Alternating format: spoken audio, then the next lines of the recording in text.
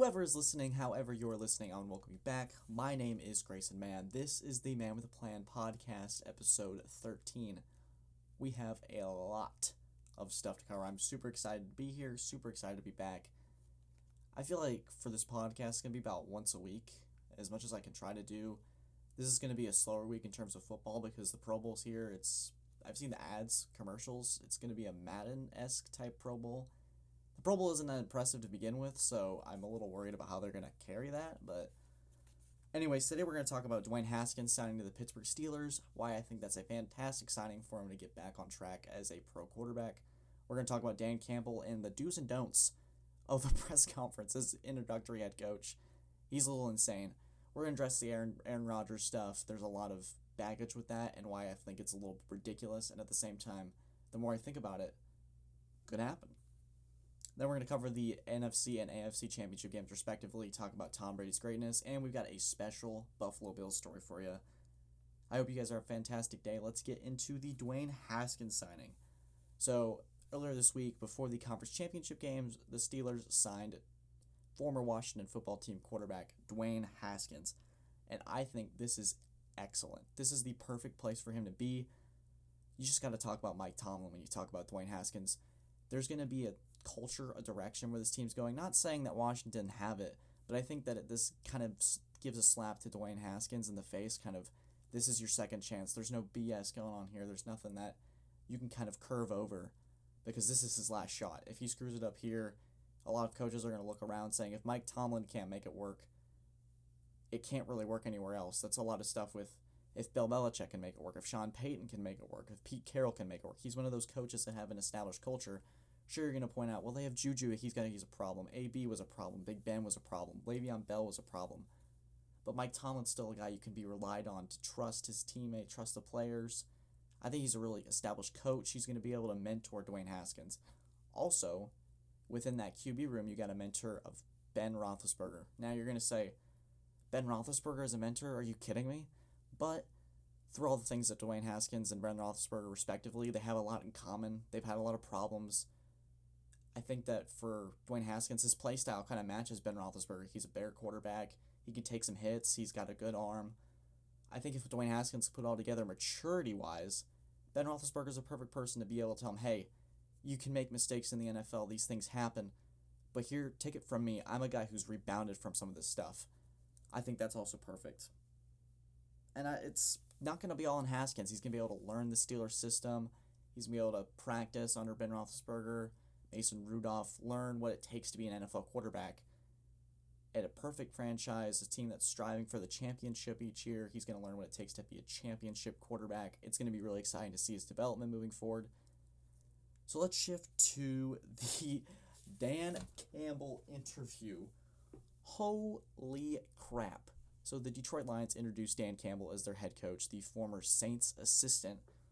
Not a coordinator, which is kind of concerning, but these NFL teams nowadays are so good at finding these obscure coaches, and I guess this is what Detroit was going for, not a Matt Patricia, we're going to try to do it the Belichick way, the Belichick system. He comes in, and let's just walk through the speech. He's going to take on the identity of the city. Okay, I like that. You're going to knock us down, but we're going to get back up. Okay. You're going to knock us down, but on the way back up, we're going to bite off your kneecap. I'm sorry, what? Bite off your... And we're going to do it again. We're going to get knocked down again. You're going to punch us in the teeth, but we're going to knock out. You're going to eat your kneecap. I was kind of like scared a little bit. I was like, whoa, this guy's a little crazy. I feel like Detroit's probably like, oh yeah, this guy's very out there. He's outspoken. He says what's on his mind. I like that. I think there's goods and bads that come with saying what's on your mind.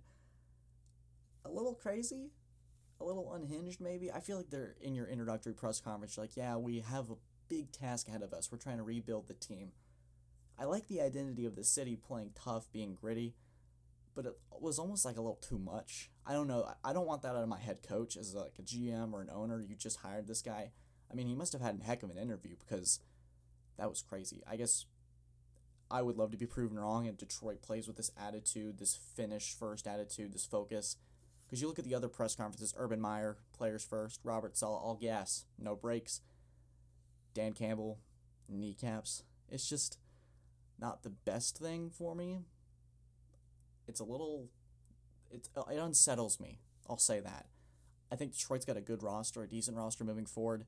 If he's able to manage the players, get a idea of what his culture is going to be, this nitty gritty, we're going to punch you in the face, but we're going to be there every step of the way. I'm really trying to figure out how that all works out. It's crazy. I know this just happened like a week ago, so I'm like bringing up old songs, old music, but it was insane to me. I was blown away. I've never seen a coach press conference like that, especially introducing him. I feel like you kind of have to ease your way into it. It's kind of like when you're like a new teacher teaching some students, like you don't want to go in there and like, we're going to learn this thing, we're going to go crazy. I feel like you have to kind of establish yourself, calm, cool, and collected. But hey, everyone's got their own different style, everyone's got their own different thing, so I'm just a college student. I'm not really the one to judge on coaching press conferences, but it's just a little crazy to me. So let's shift to the Aaron Rodgers Packers thing. So post NFC Championship game, the Packers lost to the Tampa Bay Buccaneers 31-26, and the overarching thing is, why did Matt LaFleur kick the field goal? And you know what? We're just going to segment the Bucs game into this because there's a lot I want to say about this. Then we'll take a quick break and talk about the Bills-Chiefs game and a special little story. So let's start with Aaron Rodgers. So there were many quarterbacks eliminated from the playoffs, and I feel like this is an old thing now, but Aaron Rodgers is causing problems again. There's just, I don't understand why. I understand that it hurts, understand it's frustrating, but then he has to come out and say, this future's uncertain for me. It feels like he's kind of trying to deflect the blame off himself, and I've never really been on the Aaron Rodgers train. I think he's very talented. I think he's one of the best quarterbacks to ever play football, but there's always been something that annoys me about him. The way he carries himself, the way he acts, the way he talks to his teammates. I feel like there's always been a problem with Aaron Rodgers. Like, you have to conform to him. And for some players, you earn that respect. Like, a lot of people conform to what Brady wants, what Peyton Manning wants, but they carry themselves with class and leadership. There was a lot of just condescending stuff from Rodgers that I just didn't really like. And it seems a little ridiculous. I mean, you kind of proved yourself this year. This is why. So Green Bay drafts Jordan Love in April. And everyone's like, well, I guess Green Bay doesn't believe in Aaron Rodgers anymore. So Aaron Rodgers does okay, I'm going to go and prove you guys wrong. And he does that. And I go, okay, I can respect that. 48 touchdowns, 5 picks. You get to the NFC Championship game again. You come up short. This is 2 years in a row now. It's frustrating. It stinks. But Green Bay's got one of the most talented rosters in the NFL. I mean, where else can you really go that gives you that much control, that much power? If you're saying that on New England's roster, like, oh, my future's uncertain, Belichick will make sure that happens. Sean Payton will make sure that happens. Pete Carroll.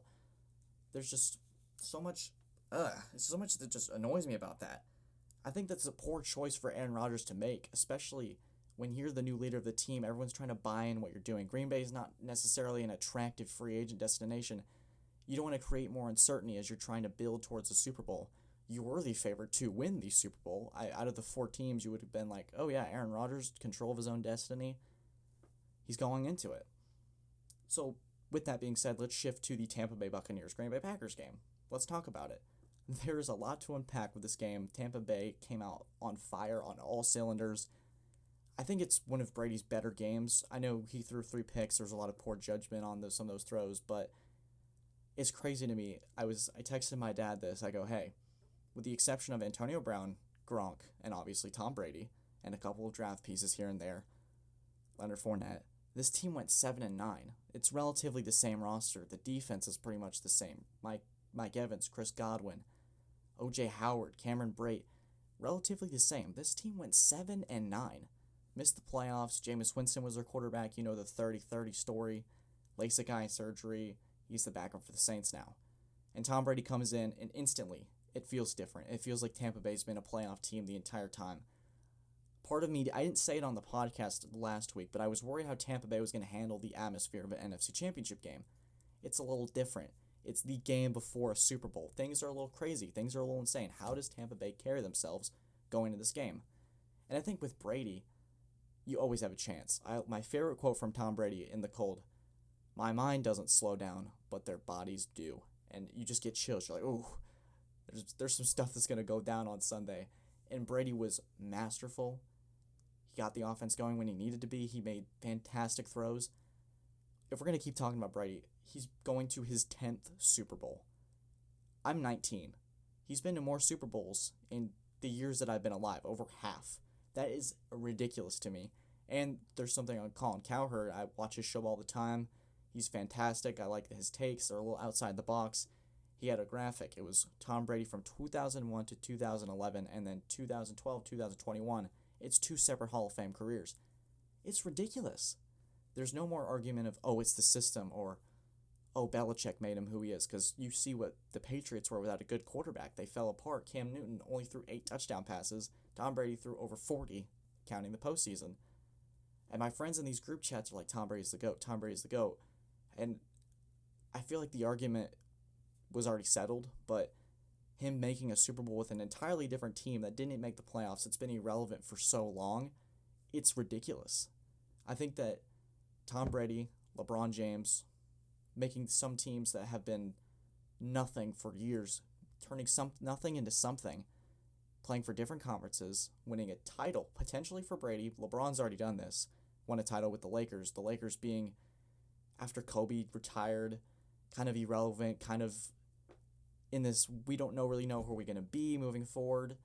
LeBron brings him to a championship in the bubble. Really impressive. Shout out to LeBron.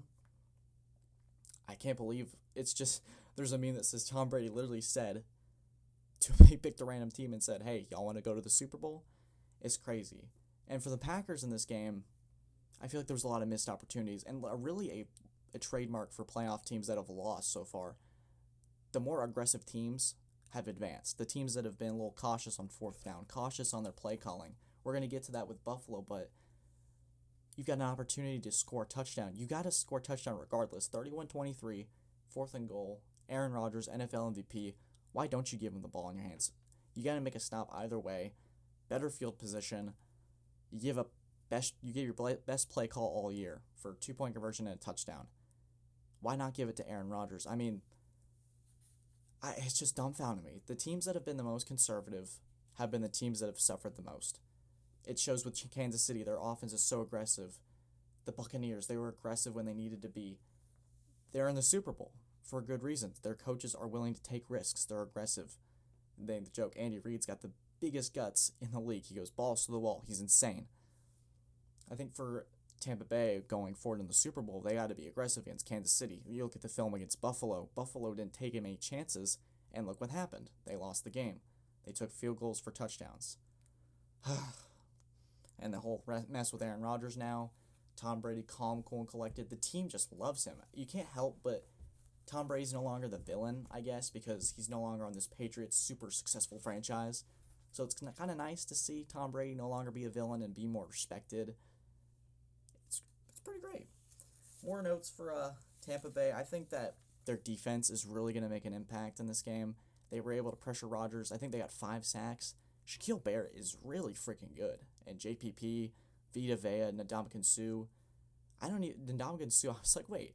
Ndamukong Suh, he's the guy that stepped on Rodgers' toe in 2011, 14, was it? But this D-line is fantastic. Vita Vea off a broken ankle came back. Levante David, Devin White. They got a pretty good defense, and I feel like that gets overshadowed, especially with the Super Bowl matchup we're going to cover later. The defenses have been overshadowed, mostly because their offense is so great. Tom Brady, Patrick Mahomes, obviously are going to be the narrative. It's stuff to look at. Whichever defense stepped up was going to win, and despite Tom Brady throwing 3 picks, Tampa's defense kept them in. Green Bay had so many opportunities, yet it never seemed like they had control of the game. Tampa Bay was up 20-10 at one point. It was crazy. I was like, wow, this could get ugly. Aaron Rodgers threw a pick late. Kevin King somehow let Scotty Miller. I made a joke too. Scotty Miller is basically Tom Brady's new Julian Edelman, Wes Welker, his new slot receiver. Would you have that be that way? And it was unfortunate. The Packers, so many mental mistakes on Sunday. Oh man, I really enjoyed the conference championship Sunday though. I was really praying for 2 really great games, and we got that, and that's all you can ask for. Especially all we've been through this offseason, whole COVID thing. Are we going to have a season? We finally made it to the Super Bowl. We have it, and I'm so excited to be able to cover it. This new podcast has enabled me to do so many different things. It's all an appreciation. February 7th is going to be so fantastic. So when I return, we're going to talk about the Buffalo Bills. the Kansas City Chiefs game. We got a special story. Gene Avery, remember that name. This is the Man with the Plan podcast. We'll be right back.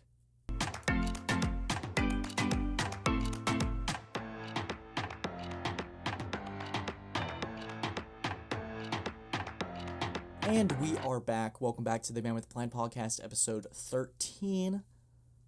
Before we get into the Chiefs-Buffalo Bills game, I want to talk to you guys about a special story. This is about Gene Avery. Gene Avery was a lifetime Buffalo Bills fan.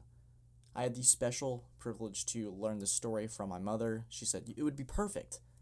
Get this out there. Get this great story about this dedication. It's what makes football special. So, last year, during quarantine, Gene Avery, it was her 95th birthday. That's insane to think about. 95, that's a long life, long, great life. So they had a Buffalo news crew celebrate her life. This longtime Bills fan, biggest Bills fan out there that you're going to find out. They had this news crew come, they got life-size cutouts of these Buffalo Bills player, and they had a parade in her neighborhood to celebrate her. It was a great thing, and on January 3rd, the Bills faced the Dolphins in their last regular season game to get the second seed, clinch 2 games in the playoffs at home. She asked in her hospital bed for them to change the TV to this game, and it unfortunately would be the last Buffalo Bills game she saw. But I feel like this is almost like a guardian angel story. Gene Avery watched as her Buffalo Bills would reach the AFC Championship game. The last time the Buffalo Bills won a playoff game was over 25 years. That is insane. And to see that she was probably watching over them, they beat the Indianapolis Colts, their first playoff win in 25 years. They went on to beat the Ravens, and they reached the Final Four, the 4 best teams. After so long, she has seen it all. She's seen them lose Super Bowls. She's seen them go through so much agony as a franchise.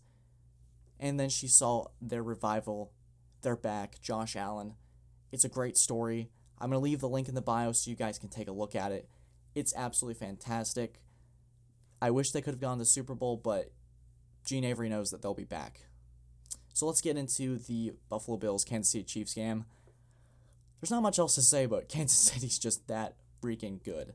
Kansas City, like in the Cleveland Browns game, they're so fast, they're so quick, and they make it so easy. I can't believe that Buffalo didn't take more chances in this game. I don't want to make this we're talking about Gene Avery, such a special woman, special life, and then criticize Buffalo, so we're going to keep it quick. Josh Allen, and key to his development in the offseason, he's got to let go of the football more. Live to fight another down. Sean McDermott, you got to score some touchdowns, man. Can't trade field goals against the Kansas City Chiefs. I want to make this more of a celebration of Patrick Mahomes. I feel like if we're going to make any quarterback be the heir apparent, Super Bowl 54, Super Bowl 55. Super Bowl 54, he won. Super Bowl 55, it's the heir apparent versus the all-time GOAT. Will anybody replace him? It feels like Patrick Mahomes is going to be the pick that everyone will say, hey, maybe he could get to where Tom Brady is, or be that close second in comparisons down the road. It's insane. He made a joke, I'm playing Tom Brady in my 150th Super Bowl. That's pretty funny. Shout out to Patrick Mahomes for that. But I think that Patrick Mahomes wasn't even 100% during this game. It'll be interesting to see if he's fully healthy for the Super Bowl. And he made it look so easy. Kansas City's so good at finding these zones, finding things open. Tyreek Hill is so freaking fast. It felt like Buffalo was about to get back in the game, and then Tyreek Hill, he's like Usain Bolt. You're just not going to catch him. He was lying on the field. He was super tired, and I think he ran he ran 30 yards up and down, but side to side, it was a bajillion yards. It was insane. You're going to look at me like you're stupid, count some math, get some math, dude. But it was crazy. There's not much I want to say on this game. It was a fantastic game to watch. I'm so happy that we got these games. Buffalo, they're going to be back. They have a fantastic roster. Josh Allen, Stephon Diggs. Let's talk about Stephon Diggs for a second. You get traded to Buffalo. You mesh with Josh Allen so perfectly. You have this all-pro season, one of the best receivers, if not the best. DeAndre Hopkins might tweet at me. And then he stays on the field to watch Kansas City's celebration. I personally would be in the locker room so pissed, so mad. I think it's really special that Stephon Diggs he's really become this team identity. He's their leader. He's their guy along with Josh Allen. They're a fun team to watch. They're a fun story. I can't wait to see where they go next. I think they're not just some one-hit wonder team that's going to have a great story and that be it. I think they're here to stay. Jean Avery, she probably agrees with me. All right, thank you guys so much for coming to the show. Anyone that's watching, I hope you learned about a great woman. I'll leave that in the bio. That story is fantastic. This has been a fun episode to make. I hope you guys come back for more. Have a fantastic day. This is the Man with a Plan podcast. As always, I hope you take care.